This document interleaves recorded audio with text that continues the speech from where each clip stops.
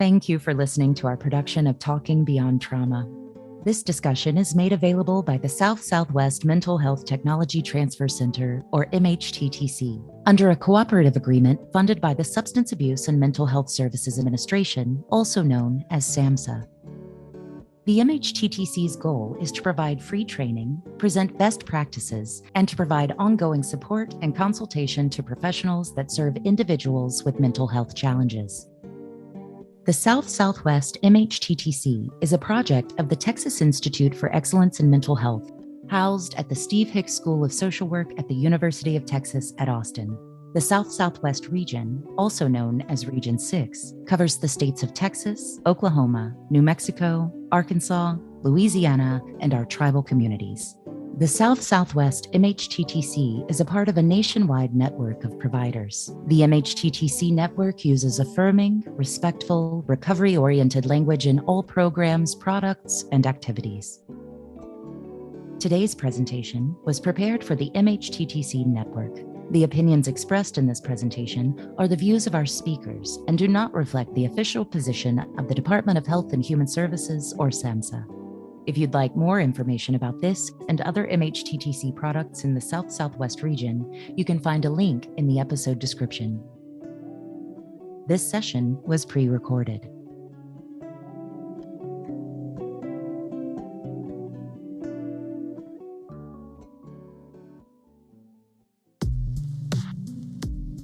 Welcome back to Talking Beyond Trauma. I'm Mordecai Dixon. We left off having conversations about challenges to the leader.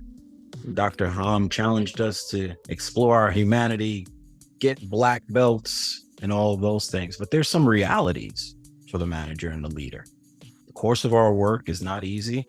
The challenge for any human service leader, any leader, no matter what occupation they're in, is to pay attention to the work, the people doing the work, and the purpose of doing the work, the organizational goals. That's a lot. It's a tall order. And I acknowledge that all through this program. Today, we're going to push a little bit on some of that information because I'm curious, how much is too much? Maybe we'll find out. Join us for our last session. Our last session with Dr. Jacob Hom is going to promise to be challenging and also a lot of good information for you. We've had an incredible time doing and making this production for you. And today we're going to take a look at some of the hard conversations, implications for the leader. What are you going to do with everything you've heard over the last 5 episodes? Can't wait to jump into the conversation. Welcome back. I'm a black belt in humanity, in my own humanity. Yeah. But I'm also open to being wrong about that. And so I keep wanting to hear from people like, where's the line? What feels impossible to do? Or is it just like years of practice that you can't commit to get to this level of listening? Right. I think that there's also this idea of frequency, right? How much is too much? As I explore humanity, even if I wanted to do everything that Dr. Hom and Dixon are talking about right now, how much time do I give to it? Do I give 30-minute supervision a month? Is it a weekly contact? Is it anytime you feel the need or the urge to have a moment to discuss something that I'm going to do that with you? What are some of the parameters around creating that opportunity to explore humanity? I'm all in. I want to do it. I hear you. But there's but so many hours in a day, and there's 50 of this guy. So what do? I think the workforce challenge is different for the leader than the person who, like we mentioned earlier in this session, is ready to explore and process and they're open now. They've gone through the wrestling. They've gone through the debating of what I need to do. They're open. And once they're open, they're mindful. And then they go and they seek out the proper resource and they start doing the work, the hard work. Folks at work are just at work. And sometimes they just see that and only that. They see the work. The leaders see the work. And oddly enough, even some of the employees only see the work. The manager may be bringing information to somebody that they haven't explored yet. Maybe giving you feedback on the way that you behave under certain circumstances. I've had employees that I could set my watch to some of their behavior. And it's just like, is everybody noticing that around 3 o'clock, Mordecai gets kind of loopy? Like, it's like, something starts to happen. We don't know what that something is. Can someone please explore this in supervision? So we can create the opportunity, but how much of that opportunity? And as you said before, what are the boundaries? I think that's what managers get really concerned about, that there's a boundary, there's a frequency, there's a duration, and there's a boundary ultimately that I'm afraid of crossing. What do you mean by boundary? What happens when I open Pandora's box? What if I find something in there that I don't know what to do with once it's there? Because this person has a great relationship with me and loves telling me about all their stuff, and I don't know what they're going to tell me when they start spilling what's going on. So it's avoidance, as we mentioned before, but I think it's a different kind of fear reaction from the manager. It's closing. It's almost contradictory. I'm bringing you into the space, but I'm afraid to talk to you about the things that'll help us have a healthy relationship and you be able to recover and me able to get my work done. Everybody wins. But I'm afraid of doing that because I don't know that I can manage this once I start getting into these these exchanges. Okay, so the state of mind that these questions are coming from I'm so familiar with this state of mind. So many of my supervisees come in with this same state of mind. Mm-hmm. How do I do this? I want the exact answer for this. Give me the answer. Yeah. Yeah. And my response is always like, oh, good. You're asking the right question. And that's all you need to know. And don't stop asking that question. And make that question something that's held by you and your team, by you and the other person. You say, there's something going on with Mordecai. I don't know how often I need to meet with you, but let's try something. And then after we try it, you tell me whether or not it's working for you or whether or not you need more or less. And we're going to keep adjusting and attuning as things move. This whole quick fix, 10-step, algorithmic. Yeah. It's reductionistic in the worst way.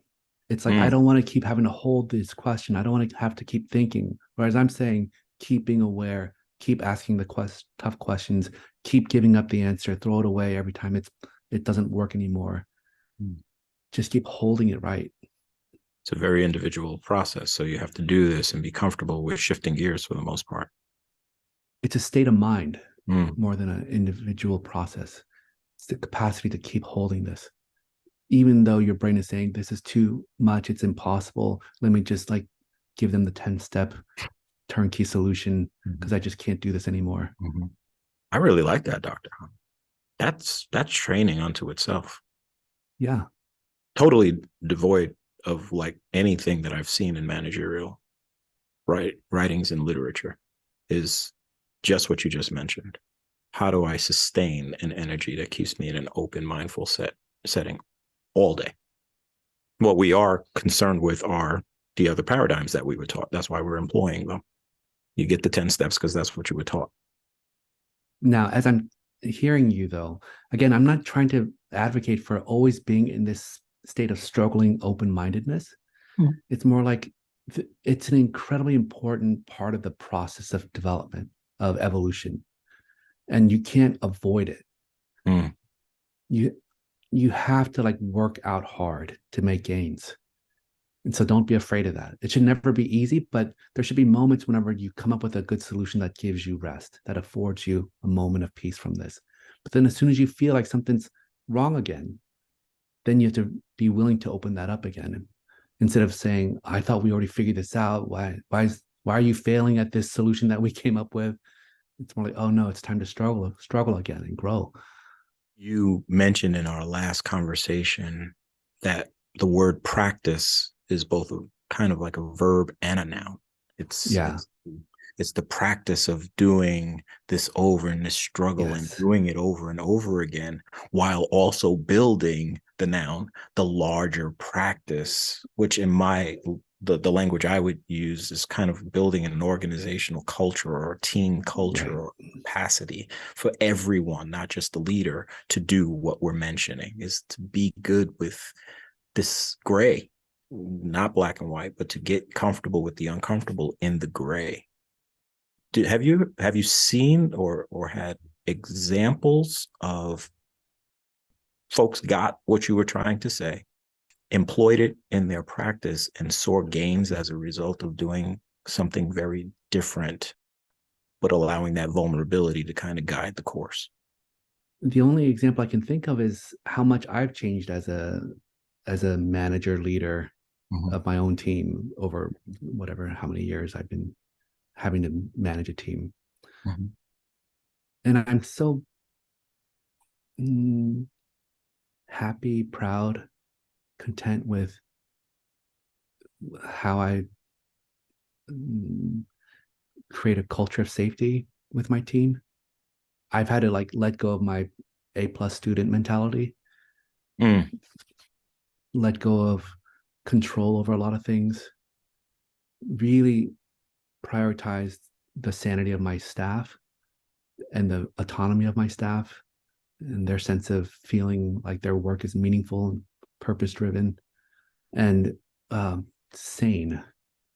And my job as a leader is more to protect them and to nourish them than to get things done. And then I have to like pray that I have good people who are anxious enough that they want to get things done too. So it's a real blessing whenever like my staff are driven, and it just becomes a virtuous process of gratitude for each other, for them to have the opportunity, to have the space and the protection to grow and to stretch and try different things. Yeah, and it's all led with clear intention.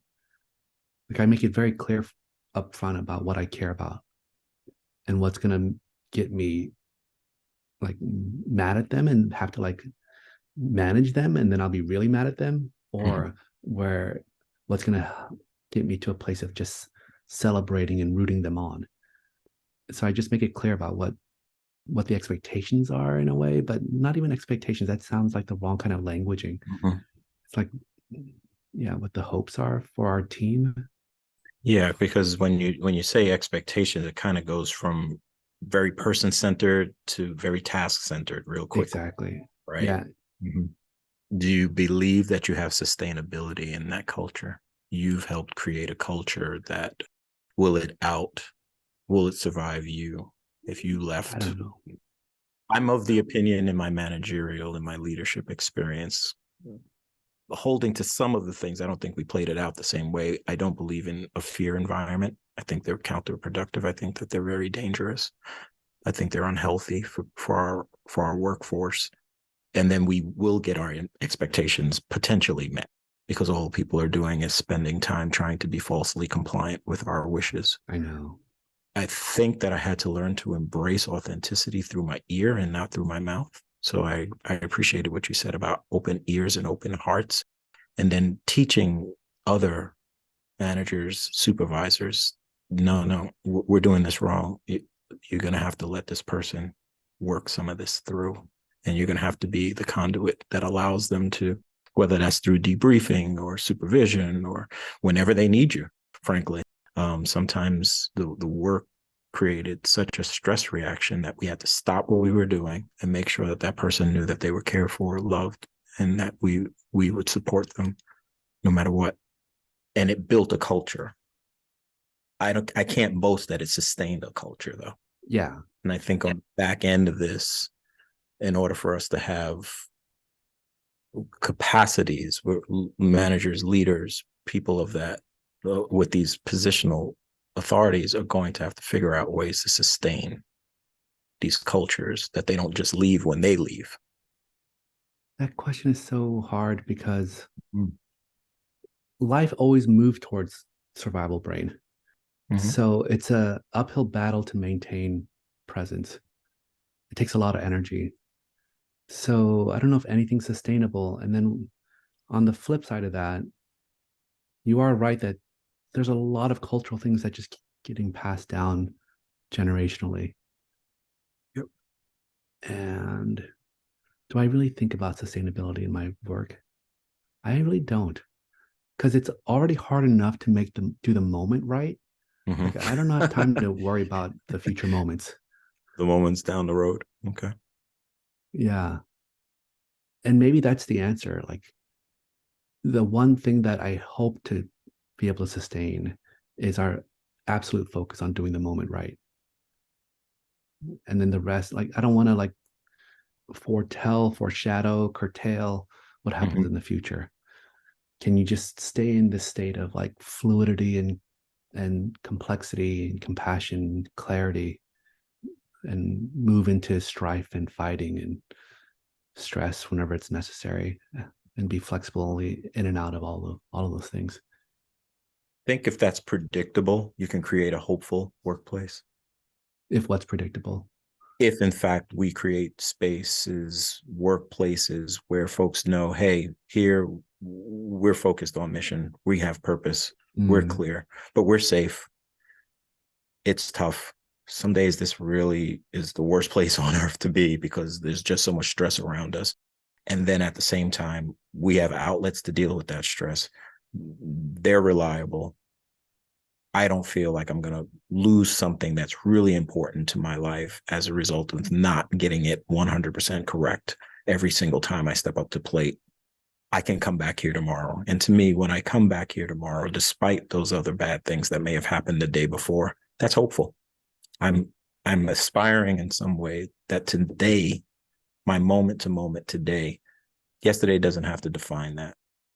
I could do better today. And I'm around people who want me to do better today. I can say when I'm not on my A game. I can say when I'm failing. I'm failing. I agree. And I can say when you're failing. Yes. Yes. Oh, yes. Oh, yes. The lack of that is fear culture. I have worked in environments where people would say it in the parking lot. They would say it in the water, by the water cooler. They would say it any place but in that room where they're being prompted to say it because there was just too much fear. Yeah. That's where the leader has to come in, step up and name things, the uncomfortable things. Unless the leader is the problem. And that happens as well. And then other leaders need to step in and say, you know, this person is really not living up to the values that we espouse here. Yeah.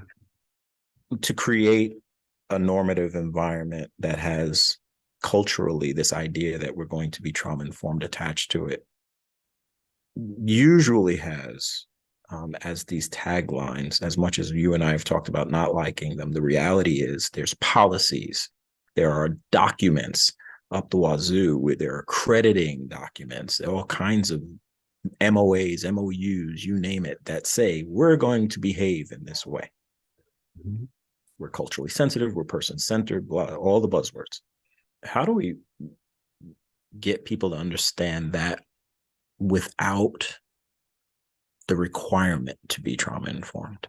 How do we get people to be trauma-informed without the requirement to be trauma-informed?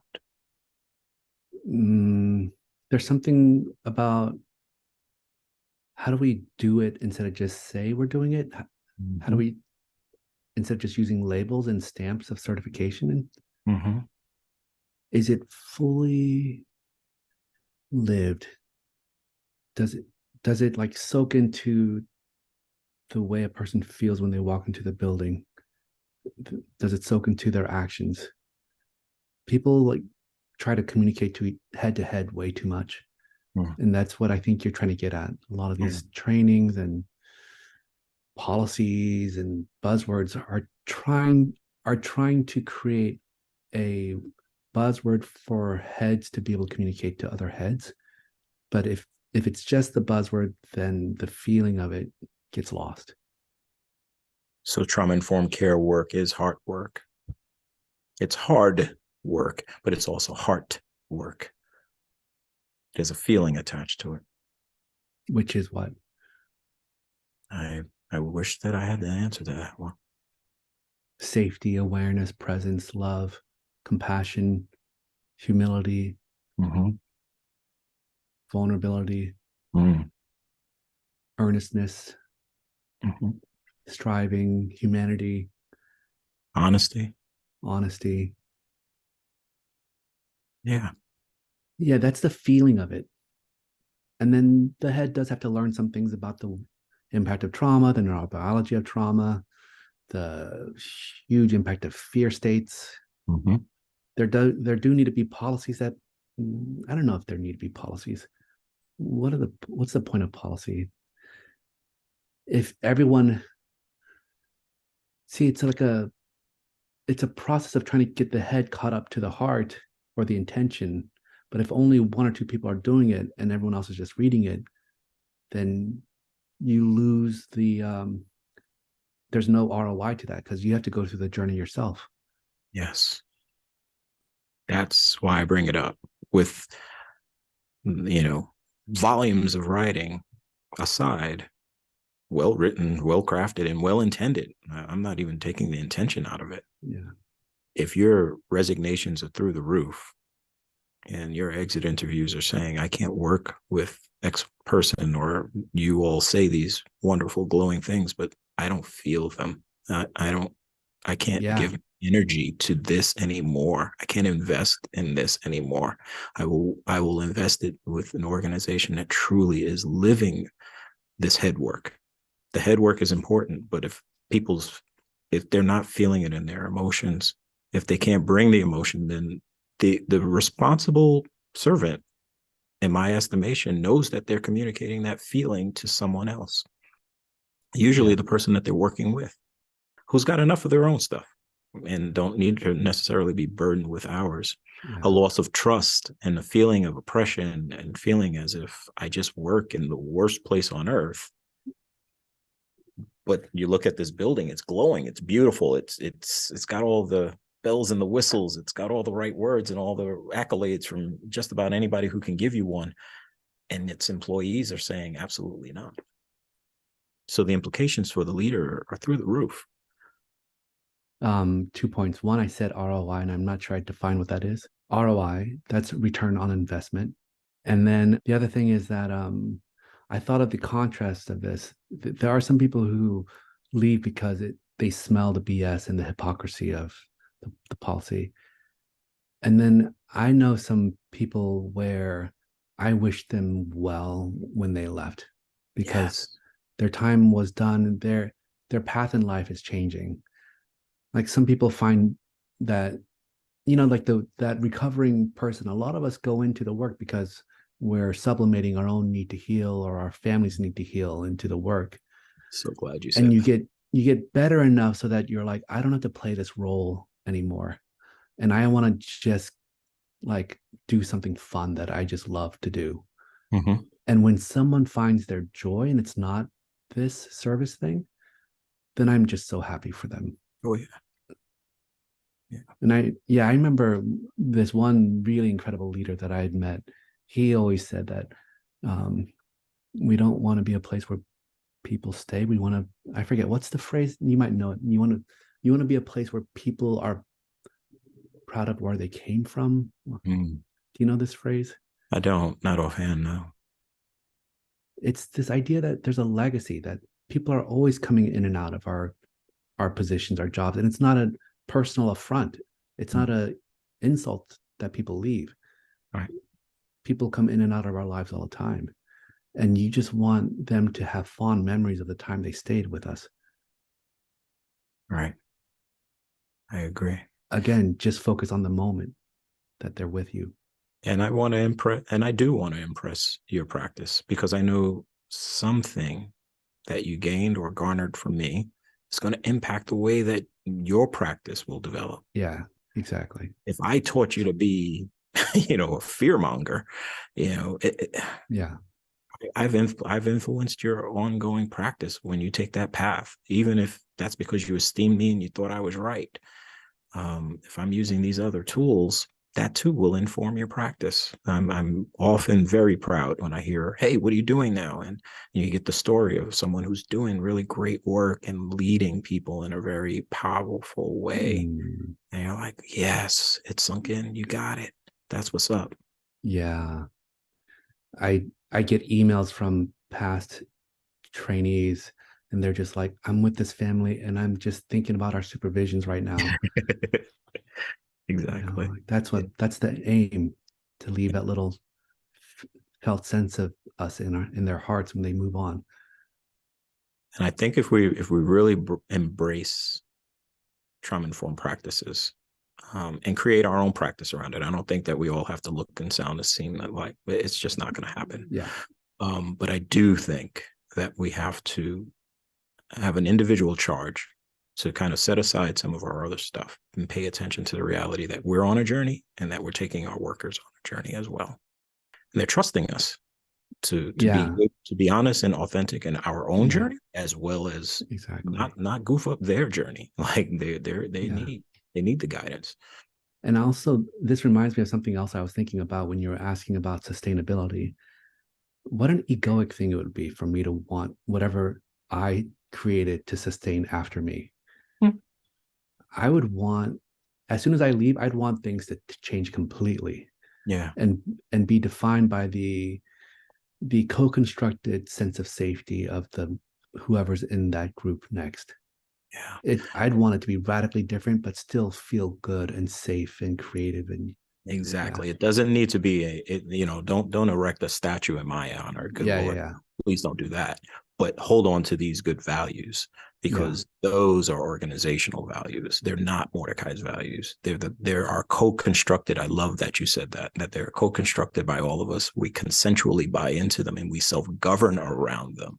And when we self-govern around them, that's the good stuff, because our clients are going to feel that they got it from the one person. It wasn't a one-off, because then I met another person. I thought you all were full of it until I met the other person, and I got the same. It's like you all templates of each other. Like you all did the same thing. It would do my heart so good to just hear. I would play back feedback for workers so that they could hear. Someone that they battled with as they were going through their own crises, and to hear, no one else would have listened to me. No one, even in my own family. You took time. You listened. You allowed me to do some healing. And I wasn't easy to listen to. No, those types of things. And they're hearing this stuff, and I would consciously play it, make supervisors play it, take them off the floor. You do whatever you need to do to make sure that this person hears this feedback today. And those pieces, I think we can leave behind. We can leave behind a really, really well-planted garden, but it doesn't have our names on it. It should shape and evolve. I agree with you wholeheartedly. Yeah, because you'll leave empowered people behind. Yeah. Who'll know how to pick up the mantle and do the same things. Yeah. Differently, but same ethic, same foundation. Yeah. In the end, there's no right answers. In a post-pandemic COVID world, what do you offer for folks that are doing this work? What will be the changes? What are some of the things that will look a little differently now that almost everyone that's lived through the pandemic is having their own special kind of way of handling work? People are going back to work after having a worldwide experience, probably for some of them, the first time in their lives, where everybody went through the same thing they went through. Yeah, and you're asking me to anticipate what it's going to be like for people? Not in a crystal ball kind of way, but I think there are some considerations that leaders are dealing with simply because people went through this bad experience. What have you seen? Oh, wow. Stress reactions through the roof. Some folks don't even want to walk into buildings anymore. They can't work alongside others. At my own experience, I had workers who were so afraid they were going to take something home to somebody. Yeah, I know. That they just they couldn't even fathom doing the work they loved because they were so afraid that they were going to do harm to the people they loved at home. Yeah. Mm-hmm. No, that's still ongoing. Yeah, it is still ongoing. The inverse of remote and hybrid work. I had an employee say to me at one point, my whole paradigm has had to shift because home is sanctuary for me, and now home is work for me. They were using home as a place to find that regulation, find their openness, become mindful again. And that was completely changed by the fact that they had to now work from home. Powerful stuff that doesn't get satisfied with, just come to work. I mean, brick and mortar is better than not, or home is better than brick and mortar. Those are oversimplifications of a much bigger problem. Oh, for some reason, want to resist that narrative Mm-hmm. of that person. And full disclosure, I'm not a person Mm-hmm. who divides work and home anyway. So maybe that's why I disagree with it. uh, My other really super quick gut response is like, it's a state of mind more than a place. mm-hmm. And I know that that's wrong. Maybe the better, more balanced answer is like, that person would have to work really hard to somehow change the environment when it's time to change it to the sanctuary again. Mm-hmm. I don't know. There's something about it that felt too absolute. And that's what managers deal with, right? We don't deal with gray. Folks don't walk up to us and say, "Oh, I want to kind of consider these options." That's most times than not, like you said before, it's this black and white presentation of something, and it's up to us to kind of explore. Well, what's the way to create safety for you? For me, it's not even safety. It's more like, what's the way to name what this is really about? They're saying this thing like home is no longer a sanctuary because it's violated by the presence of work or the energy of work or the mindset of work. Mm-hmm. But it's said with such definitiveness, and there's some kind of like grief. I don't know. There's an emotional tone to that statement that piqued my interest. Yeah. I think it goes back to what I was saying earlier. Like, if you're asking me what's going to happen next, it would be to have this deeply curious ear about what are you really trying to communicate here by saying something like that. What's your experience? What has your experience been like? So I don't know what it's going to be like, but I can at least say that there's going to be an even greater need for open curiosity about people's experience. Yeah, definitely agree. I don't think there are easy answers to anything that has to do with trauma. I guess I start there. Yeah, and I heard you say that, and what's coming as a conclusion for me is, how do we ask the questions better and better, not have answers for things? I like that. I think we have to get comfortable not feeling compelled to have the answers. Yeah. The day-to-day leader, especially those who are working in our environments, has to create some sort of answers. That we have to get to a place of answers as well. And so there is the challenge that doesn't seem to go away. I think it's an opportunity for a different set of skills, frankly, and a different way to build the capacity of future leaders. Mm-hmm.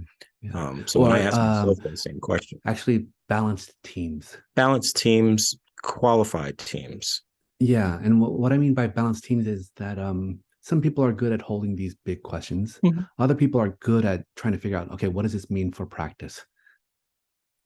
And so you need to create a team of people who like have complementary skills Mm-hmm. to keep the whole organism in balance, to be whole as an organization, not just as an organism.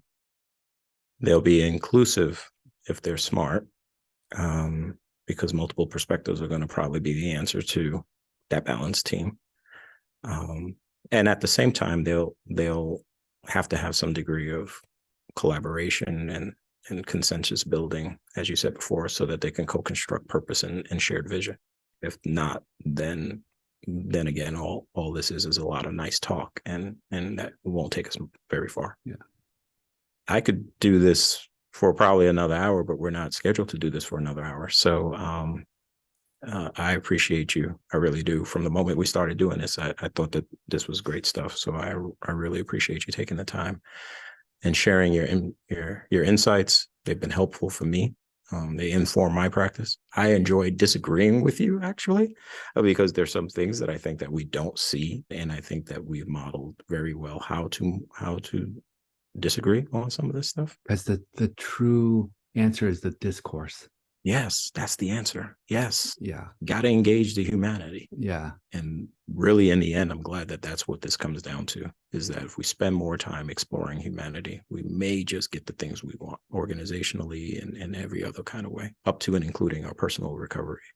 What I'd ask of you is whoever's going to listen to this, like those people that you're going to be training, I want to hear how people are taking this and applying it. And I want to see some forum or somewhere where people can share how this is rippling into their work.